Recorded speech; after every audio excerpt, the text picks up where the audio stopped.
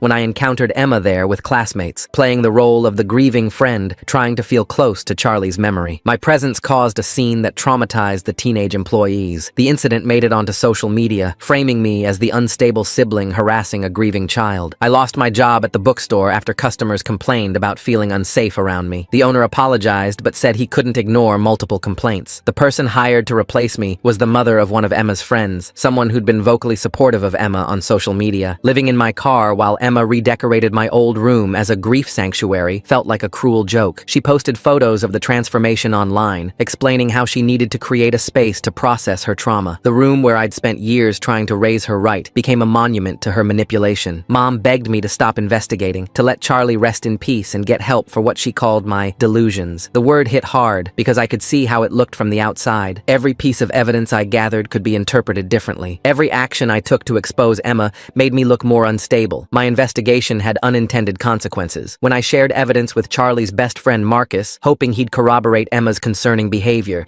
his parents discovered our communication. They complained to the school, and Marcus was suspended for sharing harmful content about a fellow student. The stress of the suspension and potential legal ramifications caused Marcus's parents to separate. Knowing my investigation was traumatizing, Charlie's friend group weighed on me, but stopping meant letting Emma win. I pushed forward, even as more families asked me to leave their children alone. The harm I was causing in pursuit of justice became another weapon Emma could use against me. My last supporter, Mrs. Chen, who'd taught both Emma and me in elementary school, asked to meet with me. Over coffee, she gently suggested that Emma might just be a broken child dealing with trauma in unhealthy ways. When I tried to explain the pattern of behavior going back years, she looked at me with such pity that I couldn't continue. How could I explain Emma's calculated cruelty without sounding cruel myself? In a moment of desperation, I publicly admitted to failing Emma by not getting her help sooner. I thought taking responsibility might make people more willing to listen to my concerns. Instead, it undermined my credibility further. Emma's lawyer filed court documents citing my admission as evidence of my guilt and negligence. Going through old messages, I found texts from Charlie sent weeks before his death, casual mentions of Emma being weird or intense that I'd dismissed as teenage drama. One message in particular haunted me. Emma's acting strange lately. She keeps asking hypothetical questions about trust and loyalty. Should I be worried? I'd responded that Emma was just socially awkward and he should be patient with her. Emma's lawyer used my own evidence against me, filing a motion to try Emma as a juvenile rather than an adult. The motion argued that my systematic harassment and persecution of Emma proved the family dysfunction that contributed to Charlie's death. Every piece of evidence I'd gathered became proof of my obsession rather than Emma's guilt. Understanding Emma's motivation required admitting uncomfortable truths. She'd felt abandoned when Dad left, and I'd been too caught up in my own pain to see hers. Her questions about helping people who couldn't help themselves had been a genuine attempt to understand why Dad hadn't stayed to help us. But somewhere along the way, that abandonment had twisted into something darker, a need to matter completely to someone, even if it meant destroying them. To access Emma's early therapy records, I had to break into Mom's home office while she was at work. I'd promised her when Dad left that I'd never violate her trust. Breaking that promise felt like crossing a line I couldn't uncross. But in those records, I found documentation of Emma's early signs of conduct disorder that predated Dad's leaving. Fighting Emma required becoming calculating and cold, everything she'd accused me of being. I had to think 3 steps ahead, anticipate her moves, use people's emotions against them. I hated who I was becoming, but it was the only way to hit her at her own game. I manipulated the trust of Emma's only remaining friend, Sarah, to access Emma's current journal. Sarah thought she was helping me understand Emma's grief. The betrayal of using an innocent girl's compassion felt like poison in my veins, but the journal contained crucial evidence about Emma's premeditation. Small victories felt hollow. When I proved Emma had lied about her whereabouts the week before Charlie's death, it didn't bring satisfaction, especially when Emma broke down in court about how much she missed Charlie, and I found myself crying too. We stood at his locker after the hearing, both of us grieving in our own twisted ways, her for the loss of her experiment, me for the boy I'd failed to save. Emma's counter-accusation gained traction among those who couldn't reconcile the sweet girl they knew with the monster I described. She claimed I'd groomed her into violence through years of true crime documentaries and discussions about abnormal psychology. The fact that I'd bought those books about conduct disorders became evidence of my obsession with making Emma into something she wasn't. Everything hinged on Mrs. Perth agreeing to testify about the hamster incident. She'd moved out of state after leaving the support group, and tracking her down took weeks. When I finally reached her, she was reluctant. Her husband had taken a job with a company that contracted with the hospital where Mom worked. Testifying could jeopardize his position. I used my past relationship with one of Emma's classmates, a boy I'd tutored in math, to pressure his mother into providing information. When she refused, I reminded her how I'd helped her son for free when they couldn't afford a tutor. The look of disgust on her face when she realized I was leveraging past kindness made me sick. Her son later asked me why I wouldn't help Emma the way I'd helped him. Mom's hospital colleagues chose sides based on shift politics and union dynamics rather than truth. The night shift supported Mom and Emma, while day shift workers who'd known me longer quietly expressed doubts. But expressing doubts and testifying were different things. Most chose silence. The prosecutor explained that without physical evidence, convicting a 14-year-old would be nearly impossible. Juries sympathized with children, especially those who appeared vulnerable and remorseful like Emma. Character evidence and circumstances weren't enough. We needed proof of premeditation that couldn't be explained away. Charlie's mother became my strongest ally, using her grief support group connections to find others who'd noticed Emma's concerning behavior. She reached out to Charlie's youth pastor, his teachers, his gaming friends. She called in every favor, pushed every connection, driven by a mother's need for justice. One support group member had security camera footage from a nearby park where Emma and Charlie had met several times. The footage quality was poor, but it showed Emma practicing something with a plastic bag weeks before Charlie's death. The woman who provided it couldn't testify due to her immigration status, but the footage was something. The footage revealed something heartbreaking. Charlie had known Emma was dangerous. In one video, he could be seen stepping back when she moved too close, keeping physical distance while still engaging with her. He'd been documenting her behavior in his own way, taking screenshots of concerning messages, saving voice recordings of their conversations. He'd known and come anyway, thinking he could help her. Charlie's hidden phone backup, stored in a cloud account his parents didn't know about, contained the evidence we needed. Weeks of messages where Emma had tested boundaries, asked increasingly disturbing questions, and expressed frustration when Charlie showed empathy for others. But it also showed Charlie's responses, patient, kind, desperately trying to guide her toward normal human connection. The backup revealed Charlie's final days spent in fear, but determined to to save Emma from herself. His last journal entry, written the morning he died, said he believed everyone deserved a chance at redemption. He thought if he could just show Emma what real friendship looked like, she might change. He'd chosen to risk himself for someone he saw as lost rather than evil. Realizing Charlie's true intentions changed my approach. He hadn't been a naive victim, but a knowing sacrifice. He died trying to save my sister, and honoring his memory meant fighting not just for punishment, but for the treatment he'd believed Emma needed. Emma's overconfidence finally created the opening we needed. In her court-ordered therapy journal, she wrote about her practice sessions with the hamster and cat, describing them as necessary steps in understanding mortality. She'd been so certain the journal was confidential that she'd admitted to years of preparation. Her therapist was legally required to submit it as evidence of potential harm to others. When I presented the evidence in court, I felt no satisfaction. Emma realized she'd been recorded and documented far more than she'd known. The moment she understood she'd lost control of the narrative, her mask slipped. For just a second, everyone in the courtroom saw what I'd always seen, the calculating coldness behind the performance. The pattern became undeniable. The hamster, the cat, then Charlie. Each death more sophisticated than the last. Each victim chosen for specific qualities. The hamster for its vulnerability, the cat for its trust, Charlie for his empathy. Emma had been practicing not just unaliving, but the performance that came after. Both sides prepared for the final juvenile court hearing. Emma's lawyer argued for mental health treatment rather than incarceration. My lawyer pushed for the maximum sentence allowed for a juvenile. The community divided sharply, with some calling for compassion for a troubled child and others demanding justice for Charlie. The courtroom packed with classmates, teachers, and both families forced to sit in proximity. The seating chart itself showed the community's division. Emma's supporters on one side, Charlie's on the other, with a few uncertain souls in the middle. I sat directly behind the prosecutor, where Emma could see me throughout the proceedings. During a break in testimony, I noticed Emma unconsciously rubbing her thumb and finger together, the same motion used to hold a plastic bag closed. She caught me watching and immediately stopped, but I'd seen other tells throughout the trial. The way she tilted her head when lying, the slight smile when she thought she'd scored a point. The jury hadn't noticed these details, focused instead on her tears and trembling voice. Truth emerged through careful presentation of evidence. Charlie's journal entries, Emma's therapy admissions, the security footage, text messages showing escalation. Each piece built on the last, creating a picture that even Emma's performance couldn't obscure. Mrs. Perth finally agreed to testify despite her husband's job concerns. She sat in the witness chair, clutching a cross necklace, and told the court she'd prayed about her decision. She couldn't lie about a dead child, she said. She described finding the hamster in Emma's backpack, the injection marks, the detailed notes about its stress responses. Just interjecting here, this is requested reads. Please subscribe for more content like this. Emma's lawyer tried to discredit her, but her quiet dignity and obvious reluctance to testify made her credible. The security footage from the park proved pivotal. Frame-by-frame analysis showed Emma practicing with plastic bags weeks before Charlie's death. She'd timed herself, adjusted her grip, tested different approaches. The prosecutor presented it methodically, letting the images speak for themselves. Emma's lawyer objected repeatedly, but the judge allowed it. Charlie's journal entries painted an increasingly disturbing picture. He'd documented Emma's questions about death, her fascination with control, her tests of his loyalty. One entry from 3 days before his death described how she'd asked him to hold his breath until he passed out to prove he trusted her. He'd refused, noting her disappointment. The tech teacher who authenticated Charlie's phone backup testified reluctantly. He confirmed the metadata showed no tampering, though he emphasized the collection method raised privacy concerns. Emma's lawyer seized on this, but the judge ruled the evidence admissible given the circumstances. During Emma's psychiatric evaluation results presentation, the court-appointed psychologist detailed severe attachment disorder stemming from Dad's abandonment. She explained how Emma's inability to form healthy connections had morphed into a need for absolute control. The evaluation revealed Emma genuinely believed relationships required complete submission, viewing Charlie's death as his failure to prove devotion. Emma's therapy journal became the prosecution's strongest evidence. Page after page documented her experiments with the hamster and cat, clinical observations about their stress responses, detailed plans for escalating to human subjects. She'd written about selecting Charlie specifically because of his empathy and eagerness to help others. The journal's most damning entry came from the week before Charlie's death. Emma had written about her frustration with his boundaries, how he kept refusing her tests, how she needed to find a way to make him understand what real trust meant. She'd drawn diagrams of the living room, marking camera angles and blind spots. When confronted with her own handwriting, Emma's composure cracked. She began rocking in her chair, insisting the journal entries were fiction, creative writing exercises for dealing with grief. But the dates preceded Charlie's death by months. The prosecutor highlighted entries from over a year ago describing her first experiments. Mrs. Perth's testimony proved devastating to Emma's defense. She described finding the hamster in Emma's backpack with clear injection marks, books, the detailed observation notes, Emma's lack of remorse when confronted. She explained how she'd initially doubted herself when the hamster appeared fine later, but now understood Emma must have substituted a healthy hamster. Emma's lawyer attempted damage control by arguing these were the actions of a disturbed child crying out for help. He presented Emma's academic achievements, her volunteer work, testimonials from teachers who'd never seen concerning behavior, but the evidence had shifted the narrative beyond recovery. Charlie's mother took the stand to deliver her victim impact statement. She described her son's compassion, his belief in redemption, his determination to help Emma despite his growing fear. She read from Charlie's final journal entry about choosing love over self-preservation. The courtroom fell silent as she explained she wanted Emma to receive treatment, honoring what Charlie would have wanted. The judge ordered a recess before final arguments. In the hallway, Emma approached me while her lawyer was distracted. She tilted her head in that familiar way, studying my exhausted face. Her fingers moved subtly, spelling out words only I could see. Natural, selection, failed, test. Then she smiled and returned to her lawyer's side. During closing arguments, the prosecutor laid out the pattern of escalation, the premeditation, the calculated performance after Charlie's death. He emphasized that mental illness might explain but couldn't excuse unaliving. Emma needed secure treatment, not freedom to find new victims. Emma's lawyer made an impassioned plea for rehabilitation over punishment. He argued that Emma's actions stemmed from untreated trauma and abandonment. With proper treatment in a therapeutic facility, she could learn healthy relationships. Sending her to juvenile detention would only create a more dangerous adult. The judge took 3 days to deliberate. When we reconvened, the courtroom packed again with the same divided community. Emma sat perfectly still, hands folded, playing the part of the remorseful child one last time. But I caught her checking the exits, calculating distances. The verdict came down carefully balanced. The judge found sufficient evidence of premeditation, but acknowledged Emma's age and mental health issues. She sentenced Emma to secure psychiatric treatment until age 21, with regular evaluations for potential release. If treatment proved unsuccessful, she'd be transferred to adult facilities. Emma's reaction was subtle but telling. No tears, no breakdown, just a slight nod, as if the outcome matched her calculations. She turned to look at Mom, who sat crying quietly, and mouthed something that might have been sorry or might have been weak. The community's response split predictably. Charlie's supporters felt justice had been served, while Emma's defenders saw a child failed by the system. Graffiti appeared on our house within days. Some called us monsters, others victims. Mom had to take leave from work as the hospital dealt with the controversy. I met with Charlie's parents one final time before they moved away. They'd decided to start fresh somewhere without memories on every corner. Charlie's mother hugged me, whispering that she didn't blame me for Emma's actions. His father remained distant but civil. They were establishing a scholarship in Charlie's name for students studying psychology. Mom and I attempted reconciliation over stilted dinners at neutral restaurants. She'd aged years in months, her hair more gray than brown now. We talked about everything except Emma, the elephant always in the room. She mentioned considering selling the house but couldn't imagine starting over. The restraining order paperwork arrived 2 weeks after sentencing. When Emma turned 21, I'd need protection. The lawyer explained it was standard procedure for cases involving juvenile facilities. Sign here, initial there, except that my sister would always be a threat lurking in the future. My job search proved frustrating. Background checks revealed the case, and even sympathetic employers hesitated. The bookstore owner offered to write a recommendation, but we both knew my name was poison in our small town. I'd need to move, start fresh like Charlie's parents. Sarah, Emma's former friend, reached out through Instagram. She apologized for giving me Emma's journal, said she felt guilty for betraying Emma's trust, even knowing what Emma had done. I told her she'd helped save lives, but she blocked me immediately after. Another bridge burned in pursuit of justice. Mom's house stood empty most days while she worked longer shifts. I'd drive by sometimes, seeing Emma's bedroom window dark. The room she'd turned into her grief sanctuary now held evidence boxes and legal documents. Mom couldn't bring herself to change it back or clear it out. 6 months after the verdict, I received a letter forwarded through Emma's facility. Her handwriting hadn't changed, still precise and controlled. She wrote about her treatment progress, the skills she was learning, how she understood now that what she did was wrong. The therapist probably required the letter, but the last line was pure Emma. I'm becoming exactly who they want me to be. I burned the letter in the kitchen sink, watching her words turn to ash. Mom found me there an hour later, still staring at the charred remains. She didn't ask what I'd burned. We both knew Emma would always find ways to reach out, to remind us she was still there, still calculating. The scholarship committee invited me to Charlie's Memorial Fund first event. I declined, knowing my presence would overshadow Charlie's memory. His parents sent photos anyway, bright young faces eager to understand human psychology, to help troubled children. Charlie would have loved it. Moving day came with little fanfare. A studio apartment 3 states away, a customer service job that didn't require background checks, a chance to be anonymous. Mom helped me pack, both of us pretending this wasn't goodbye. We'd text, call, visit for holidays, but we both knew Emma stood between us even locked away. My new neighbors knew nothing about Emma or Charlie. To them, I was just another 20-something starting over. The relief of anonymity felt like breathing again. No suspicious looks, no whispered conversations, no social media posts about the murderer's sibling. 3 years passed in careful peace. I built a quiet life, made surface-level friends, avoided anything that might reveal my past. Then the call came. Emma had made remarkable progress. The facility was recommending supervised release at 19 instead of 21. The board wanted family input. I submitted my statement opposing release without appearing in person. 2 weeks later, the board approved Emma's supervised transition to a group home. The restraining order meant she couldn't contact me, but I knew she'd find ways to track my life. Emma always found ways. Mom texted that Emma seemed different, genuinely changed. Therapy had given her tools to manage her impulses. She was studying for her GED, planning to pursue social work to help other troubled teens. Mom wanted to believe in redemption. I wanted to believe Charlie hadn't died for nothing. The news about Mr. Pinelli's new cat reached me through old neighborhood Facebook posts. Found dead in his garden, no clear cause, could have been anything. Cats died naturally all the time, but the timing, just weeks after Emma's release, felt like a message only I would understand. I changed apartments again, updated security measures, varied my routines, maybe paranoid, maybe prudent. The restraining order was just paper. Emma had learned to play the system, to show them exactly what they wanted to see. She'd always been patient, calculating, willing to wait for the perfect moment. Life continued in this vigilant peace. Work, home, careful normalcy. I dated occasionally but never seriously, unable to explain the weight I carried. Friends remained distant acquaintances. Every unexpected knock, every unknown number, every figure that looked too long brought momentary panic. 5 years after Charlie's death, I stood at his grave for the first time since the funeral. Fresh flowers lay there already, a small card tucked beneath. I didn't need to read it to know who'd left them. Emma had always known how to send messages. I left my own flowers and drove away, checking mirrors more than necessary. The scholarship recipients thrived, going on to careers in psychology, social work, victim advocacy. Charlie's legacy lived through them, his belief in redemption creating ripples of positive change. Sometimes I wondered if Emma followed their progress too, studying what Charlie had wanted her to become. Mom retired early, moving to a coastal town where no one knew our history. We met for lunch when I could manage it, conversations still dancing around the permanent wound between us. She showed me photos of Emma's supervised activities, her volunteer work, her apparent transformation. I smiled and nodded, keeping my doubts silent. The final letter arrived on Charlie's death anniversary, forwarded through 3 addresses, despite the restraining order. Emma's handwriting remained unchanged. She wrote about understanding natural selection differently now, how Charlie had evolved past physical survival to something higher. She was studying his example, learning what he'd tried to teach. She signed it, "Your loving sister, always watching over you." I kept that letter as evidence, just in case. Emma had learned to hide better, to perform more convincingly, to wait longer. But she was still Emma, still testing, still selecting. Charlie's death had taught her patience, not empathy. The system had taught her to mimic recovery, not achieve it. Some nights I dreamed of Charlie, always trying to save someone who couldn't be saved. He'd known the danger and chosen love anyway. His sacrifice had revealed Emma's nature to the world, protecting future victims even as it cost his life. That knowledge brought cold comfort, but comfort nonetheless. I built my life in the shadow of that history, forever vigilant, forever separate. Emma served her time and played her part, but we both knew the truth. She'd evolved into something more dangerous, a predator who understood the system, who could perform redemption while planning her next selection. The restraining order would expire eventually. Emma had always been patient, but I'd evolved too, learned to protect myself, to trust my instincts, to maintain boundaries even when it meant isolation. Charlie's death had taught me that some people couldn't be saved, only contained. Emma was contained for now, performing rehabilitation while I performed normal life. Both of us waiting, watching, knowing this dance would continue until one of us stopped breathing. The scholarship fund grew. Charlie's parents added donations from their new community. Young psychologists entered the field with his story as inspiration, determined to identify and help the next Emma before tragedy struck. His legacy became prevention, education, awareness, everything he'd wanted to give Emma, given instead to those who could receive it. I kept his photo in my wallet, a reminder of the price of misplaced faith and the power of documented truth. Emma might still be out there, might still be planning, but Charlie's evidence had stopped her once. His journal, his backup, his careful documentation had revealed what I alone had seen. In the end, he'd saved me even as I'd failed to save him. Life continued in this careful balance, work, vigilance, surface connections, always watching for signs of Emma's influence. She'd proven that evil could wear a child's face, speak in a sister's voice, hide behind tears and trauma, but she'd also proven that truth, persistently documented and courageously presented, could prevail. Charlie's scholarship recipients graduated, started practices, began identifying troubled children early. Each success felt like Charlie reaching through time, saving kids he'd never meet. Emma might have unalived him, but she couldn't unalive what he represented, the stubborn belief that understanding could prevent tragedy, that documentation could reveal truth, that sacrifice could inspire change. I lived quietly in that legacy, forever marked by failure, but committed to honoring Charlie's memory through vigilance and truth. Emma remained out there, performing redemption while planning selection, but Charlie's evidence had exposed her once. If needed, it would again. Some dances never ended, just paused between movements, waiting for the music to resume. Thanks for reading this story with me. What a wild ride from start to finish. Comment, we don't care if you're first, if you made it to the end. Just kidding. Love you guys. Peace.